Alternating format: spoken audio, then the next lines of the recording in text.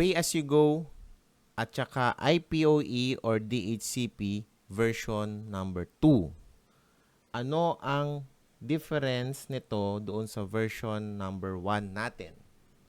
Pero bago tayo mag-start, ano ba ang requirement ng pay-as-you-go at saka ng DHCP? Meron akong hinandang MikroTik setup. Ito. At sa DHCP server, nag-configure na ako ng dalawang DHCP server. Optional naman kung isa lang or dalawa. Pero gusto ko lang ipakita kung mag-change tayo ng one server to another, kung multiple DHCP server yung gusto nyo i-configure. Pero ang requirement kahit isa lang. Isang DHCP server lang. Tapos nandun na lahat yung mga plans ninyo o yung mga packages ninyo. Bale, DHCP1 and DHCP2, currently, meron akong laptop na nakakonect ngayon sa DHCP1. So, i-reconnect ko lang para makita natin. So, under the leases, wala pa siya. Or, andyan na pala, dynamic. Isasaksak ulit. Delete ko muna para sigurado. And then, pasok ko yung kable. Naka-wired ako. Dapat ma-detect niya yung lease natin dito. Yan. In your case, modem ito na nakakonect sa OLT papunta sa MikroTik. Kasi yun yung common configuration, setup natin. So, ito lang naman yung requirement natin. Isang DHCP server, tapos yung mga naka-list na dito. By this point, dapat makakaping tayo or may internet yung ating laptop sa internet, no? So, ping 8888. Meron siyang internet. Yan yung first checking na kailangan yung tignan kung gumagana yung DHCP server. Siyempre, wala pa namang involved dito na billing system. Pure DHCP lang to. Walang any rules, firewall rules, or Mangle rules. Walang any ganun pa yan. So, basically, DHCP server lang siya na may internet. Yun lang ang number 1 requirement niya. Okay. So, stop ko muna to. Sige, continuous lang natin yan. Ngayon, ano naman itsura sa billing system? Siguro mas maganda kung isa-isa ko muna siya i-demo sa inyo. Siguro pay-as-you-go muna. So, sa pay-as-you-go, meron pa rin tong tatlong to. Ang una nating ise-set up is yung server settings. So, mapapansin natin, walang any configuration sa rules, Mangle, or address list. Kasi sa version 1, nagki-create tayo ng rules dito na mga per plan. Nagki-create tayo ng accept rule doon. Tapos sa baba, may deny rule. Tapos sa Mangle, nagki-create din tayo ng mga Mangle for plans, na naka-address list. So, kung yung address list na sa kunyari, for example, 5G 30 Mbps yung pangalan, naka-Mangle yun dito para makuha niya yung packet mark. At yung packet mark na yun ay ilalagay na naman sa simple queues. Yun ang naging cause kasi nun, kaya tayo nag-version 2 is maraming connection tracking. Kapag maraming connection tracking, nahihirapan yung CPU. Kaya dito sa version 2, ang gusto natin mangyari is mawala or ma-minimize yung connection tracking para mas magaan sa CPU. Okay. Balik tayo sa system.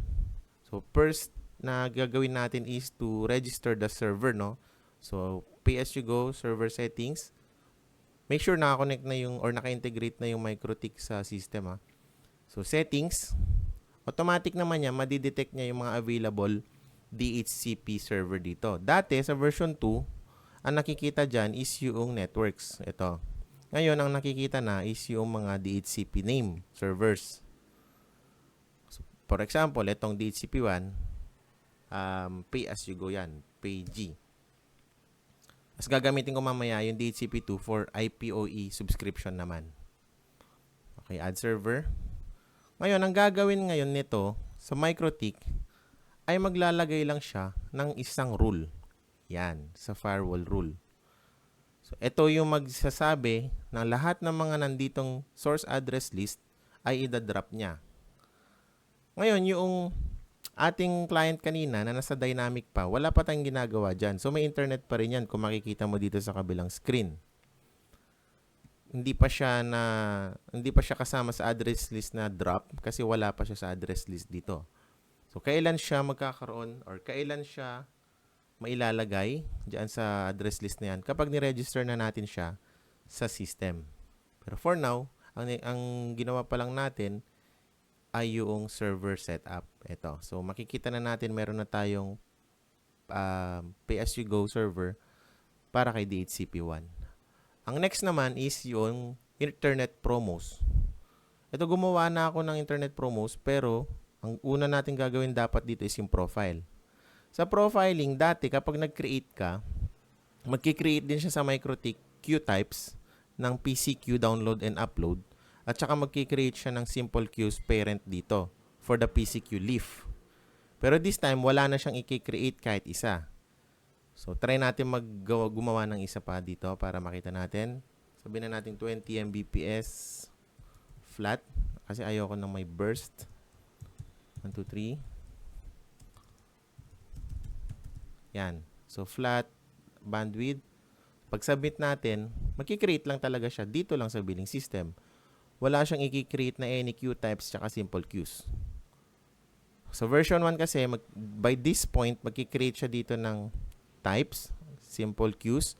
Magki-create din siya ng accept rule para sa name na yon. Tapos magki-create siya ng mangle rule sa mga packet marks, connection marks, at saka address list. Which is mabigat, no? Mabigat kasi via packet mark niya kukunin sa mangle at yun ang itatrack niya dito via packet mark. Kaya mabigat sa CPU yun na napansin natin. Okay. So, ang next step is yung promo. So, sa promo, same pa rin naman. Pag magki-create ka ng promo name, itatag mo lang naman yung profile na ginawa mo. Yan. For example lang yan. Piso, kunyari lang. So, yung create mo na profile kanina, and then yung in minutes. Sabi na 1 minute na lang para mabilis. Submit. Ayan. Meron na tayong 2 minutes pala yun. So, dapat 2 minutes to. Ayan. So, walang gagawin din yan sa MikroTik.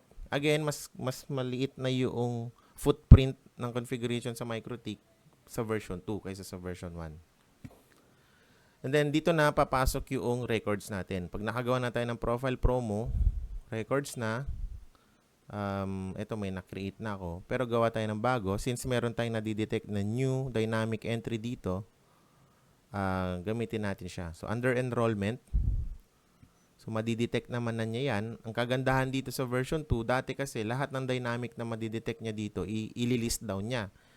Ang disadvantage nun, what if may hotspot server ka dito na ang dami-daming naka-dynamic din. Halo-halo na yung hotspot, pay-as-you-go, at saka yung DHCP, no? So, ililist down niya lahat dito na hindi mo naman gusto ma-list down yung mga hotspot dynamic entries, no?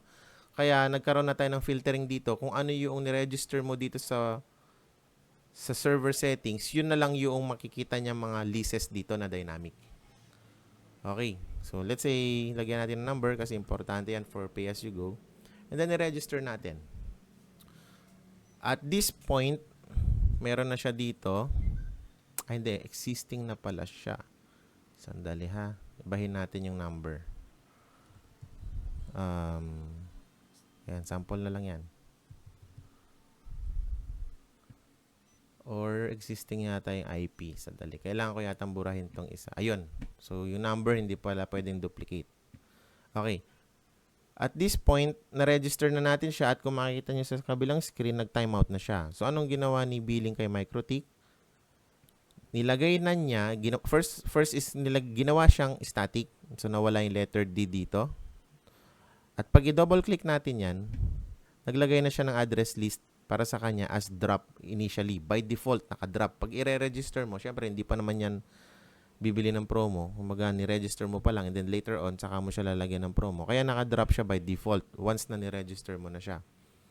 Next is, andito na rin siya sa address list under firewall. Andyan na siya. Okay.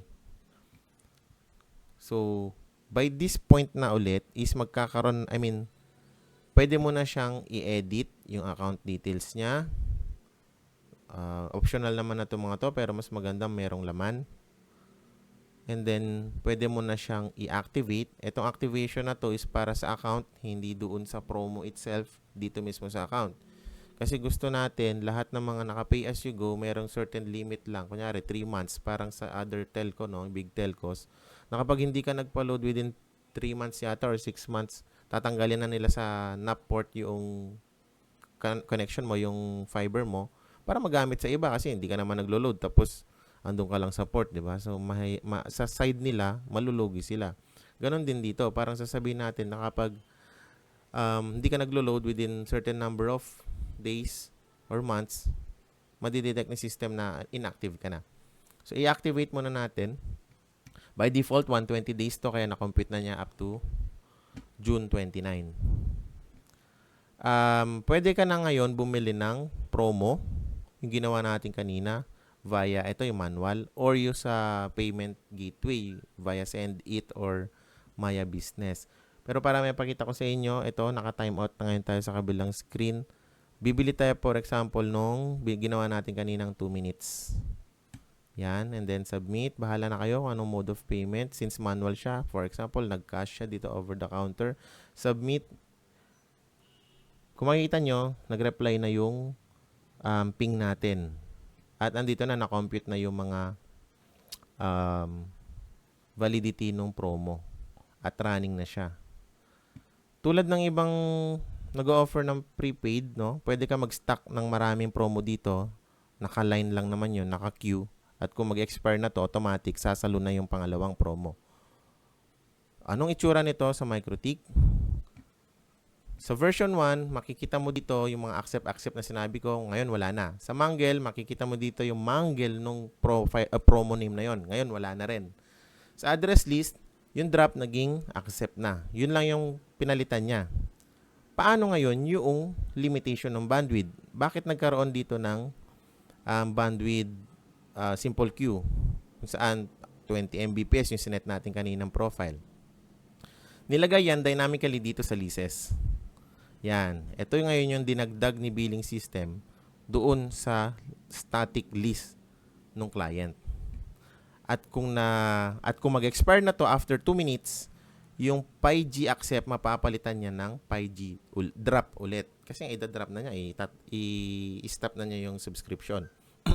Pero kung may naka-line up na promo, for example, yung susunod na promo is 50 Mbps naman, accept pa rin siya, pero papalitan na niya yung simple queues, dynamic entry dito ng 50 Mbps. So, real-time pa rin. Yung convergence natin, real-time pa rin. So, dapat wala kang makikitang putol dito sa reply ng ping natin. Kagandahan nun, wala na siyang Mangle. Wala nang connection tracking. Ang magkakaroon na lang ng connection tracking dito is kapag wala na siyang promo. Kasi ipapasok mo siya sa address list na drop. At yung drop na yun lang ang kaisa-isang may connection tracking dito. Hindi ma-minimize. Bakit hindi ko na lang ginamit tong black access pag wala siyang promo? Kasi yung black access na yan, saka lang magte-take effect yan pag na-renew niya yung list time niya. Hindi siya real time. Ayaw naman natin na saka lang siya mabablock kapag nagpatay siya ng PC or ayan na. So nakita nyo, nag-drop na ulit kasi after 2 minutes. So ano sinasabi ko dito, yung black access, magiging effective lang yan pag yung expiry time niya dito is maubos, magre-renew kasi yan automatically, or on and off, mag-restart yung modem or yung PC. Ay, yung modem, kung ano yung naka-register dito. Kaya hindi natin ginamit yung black access. Ngayon, so, ganon din yung mangyayari ngayon sa DHCP subscription base. Okay? So, kung i-refresh natin to, expired na dapat to. Yan. Naka-request timeout na rin sa kabila. Sa DHCP naman, Same lang din yung gagawin. Punta lang tayo muna sa products and services. As itong parang leaf button na to, IPOE. Ang una natin gagawin, ganun pa rin, server.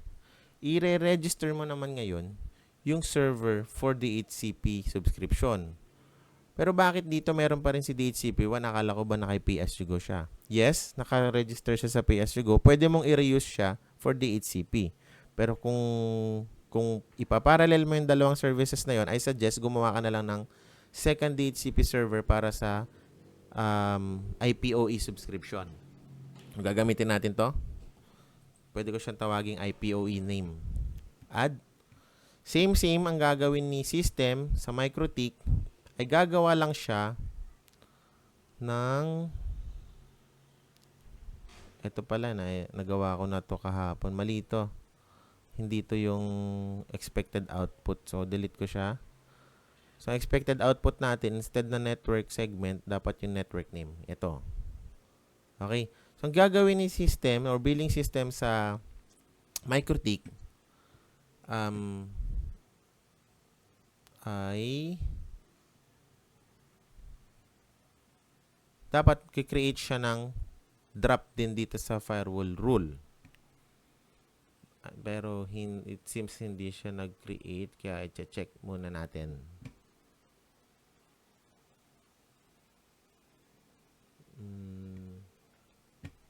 Ulitin ko lang yung registration. Testingin ko lang. So, i-select natin si DHCP number 2. Pangalanan natin IPOE. Dapat mag-create siya. Ayun. So, mag-create siya ng firewall rule na DORA drop naman.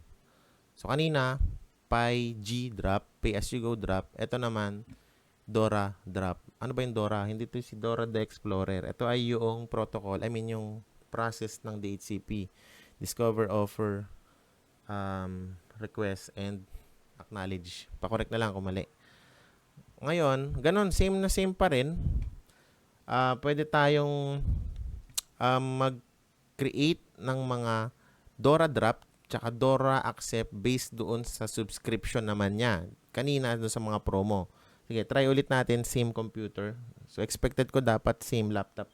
Same MAC address dito sa leases. Pero doon tayo sa DHCP2.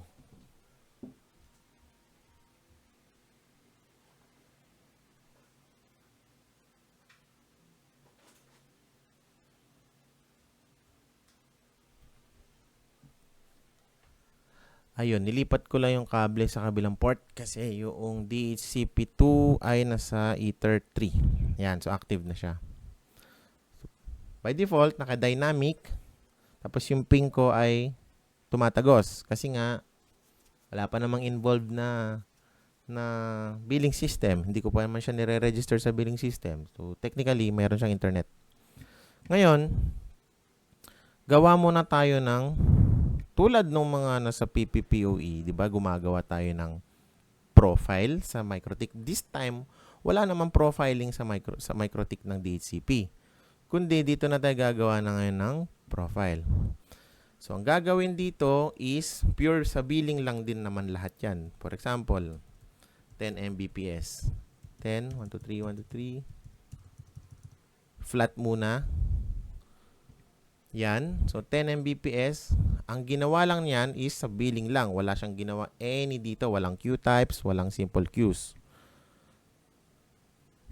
And then, gagawa ka na ngayon ng products and services tulad ng ginagawa natin sa PPPoE. Ngayon, itatag mo ngayon yung ginawa mong profile na nasa loob lang ng billing. Wala yan sa MikroTik, hindi tulad sa PPPoE. Yan yung profile na nakikita mo. Click mo yan. Plan 10, kunwari lang, piso. Submit. So, gumawa lang din siya ng profile, ng subscription product dito sa loob ng billing. Pwede na tayo ngayon mag-create ng customer. Sample. Yan. Kung makikita natin, nagre-replay pa rin yung terminal sa kabilang screen kasi hindi pa natin nare-register. So, pag-create natin, di ba gagawin natin, i-register na natin sila dito. instead na PPPoE, hotspot, or itong dalawa, i-click mo na yung IPOE. And then, i-sync mo na yan para ma-read niya yung mga leases or dynamic lease under that DHCP server. Again, tulad ng dati, sa version 1, ililist daw niya lahat ng dynamic dito regardless kung pang hotspot yun, pang pay-as-you-go, etc. But since naka-filter na tayo dito, doon sa sa DHCP server lang natin, yun lang ilalabas dito, si 202 series. Ito. Click natin yan. So, plan 10, update. Kung makikita mo sa kabilang screen, dapat mag-timeout na siya. Kasi ang gagawin na naman ni billing system sa MikroTik, ito siya. Unang-una is static niya. Pangalawa, lalagyan na niya yung subscription. Diba? 10 MB flat. And then, by default, naka-drop. Kaya kung titignan mo dito, naka-drop ngayon siya. DORA drop. Sa system, naka-disable siya. Yun yung counterpart ng disable dito. Hindi tulad sa PPPoE, i-disable mo directly yung secret. As in, disable button, di ba? Ito, wala namang ganun eh. Disable DHCP. Kahit pa i-disable mo to, meron pa rin yan internet. Or bounded pa rin yan. Kasi nga, mayroong lease time. May lease time kang binabantayan. Kaya hindi effective yung disable, enable dito or yung block na tulad ng nabanggit ko kanina. Okay, ang counterpart ng disabled ay i-drop mo siya via address list. Kapag enable natin to manually, dapat yung block or drop dito magiging accept na. So, makita mo meron na siyang internet. Okay. So, ayun. Ganun pa rin naman yung mangyayari sa mga due date. Ito, gagawan mo ng due date. Same pa rin sa subscription. Ang kagandahan dito, nilagay na rin natin yung MikroTik parameters. Dati sa version 1, wala to. So, kinuha natin yung IP address, yung host name. Dito, makikita nyo yung mga Echo Live 5v5 modem, kung ganun yung ginagamit nyo. And then, class ID, kung ano man yung mababasa ni MikroTik, etc. Yan. Okay, so dito yung last seen, 4 minutes ago, age 401. Kung di ako magkakamali, yan yung aging nung Mac. Hindi ko sure, no? Check nyo na lang kung ano yun. Pero kinuha ko yan dito sa active. Ito mga yan. Okay, so the same pa rin yung ibang process sa subscription. Dito, karoon lang tayo ng ibang approach sa MikroTik para mas magaan yung CPU. Ngayon, ganun din, kunyari, magpapalit ka ng modem, pwede mo palitan to. Change mo lang kung yung magiging new IP niya. Kagandahan dito, tuloy-tuloy pa rin yung subscription once na, yung access niya, no, kung active siya ngayon, online siya, tuloy-tuloy pa rin. Ganun din sa pay-as-you-go. May chances kasi na magpapalit ka ng modem dahil nga nasira yung modem, may active promo pa siya, for example. Sige, demo natin. Kunyari, hindi ko pala madedemo kasi isa lang yung laptop. Pero ang gusto kong sabihin, kung meron siyang active promo ngayon, for example, yung 1 minute na yan, habang nagra-run yan at pinalitan mo yung modem niya, syempre papalitan mo rin yung IP nun, kung ano yung makukuha niyang dynamic list dito. Pag sinabit mo at napalitan na itong mga to, tuloy-tuloy pa rin magkakaroon siya ng access. Dati kasi, kailangan mong i-reduto yung mga promo niya, di ba? Tatanggalin mo, tapos babayaran mo. Mag-move yung access niya. Hindi na siya yung real time kung kailan niya nagpa-load. Yun yung mga adjustments na ginawa natin or kinonsider natin sa version 2. Pero ang pinaka-main objective natin dito, wala na tayong mga mabibigat na connection tracking dito. Sa Manggel, lalo na dyan, 3 per plan. Tapos sa address list, puro drop na lang yung tinatrack natin. Yung queuing, naka-dynamic entry na dito. At saka wala na rin queue types.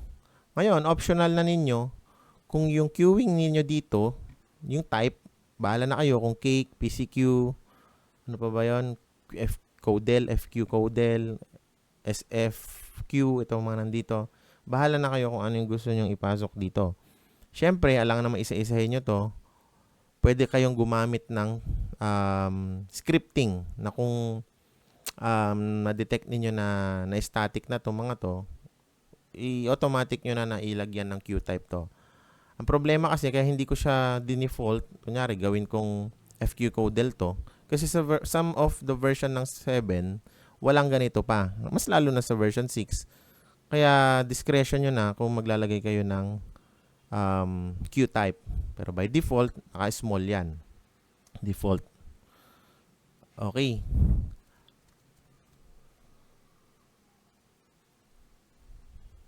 So, yun lang yung major update natin. Kung may nalimutan ako, siguro ipopost ko na lang. Pero, itong bagong update natin, sure ball to na yung CPU natin will drop up to kasi last time parang may nakapag-test 150 clients, nagsi-60 na eh. So ito talaga baka wala pang increase. Kasi purely regular DHCP lang to. Mas magaan na to sa PPPoE connection. Yun nga lang, syempre, kapag lahat naman ng mga clients mo, let's say 1,000 na walang nag-renew, no, 5G drop, o kanya DORA drop, yun lang, that's the time magkakaroon ng connection tracking dito. Pero siguro naman by that time, pwede mo naman tanggalin siya siguro kung hindi na siya nagpapaload. Kaya instead na ang connection tracking dito is yung mga may load, kasi bibihira namang hindi magpa-load yan, why not instead yung mga hindi nagpa-load, 'di ba? Para mas minimize yung connection tracking. Ngayon, ang challenge ngayon sa mga existing na sa version 1 na may mga clients, ang gagawin nyo lang, burahin niyo yung filter rule na dati, burahin niyo yung mga mangle rule, burahin nyo rin yung mga address list, at gawin nyo yung steps na ginawa ko dito. Pero, syempre, maantala yung active, yung mga running dun, no? Ang gagawin nyo na lang is palitan nyo lang yung rules ng networks na nakalagay doon. Palitan nyo lang nitong DORA drop tsaka 5G drop. The rest, burahin nyo na. Tapos, i-reapply nyo lang yung service para sa subscription. I-reapply nyo lang yung product na nagawa ninyo. Siyempre, gagawa kayo ng bagong product. I-reapply nyo lang yon at tuloy-tuloy na yon. Yun yung transition nyo. Sa PSUGO naman, gagawin kayo ng profile, promo, and then, i-re-apply nyo lang. Hindi nyo na i-re-apply kasi running na siya sa client, di ba? Kunyari, ito, may running na dyan. I-make sure nyo lang na i-re-apply nyo lang itong pag-create ng profile and promos. Kung may hindi maintindihan, pwede nyo akong i-chat sa mga existing na clients na gumagamit ng PSUGO tsaka IPOE subscription para sa smooth transition ng inyong mga clients. Okay?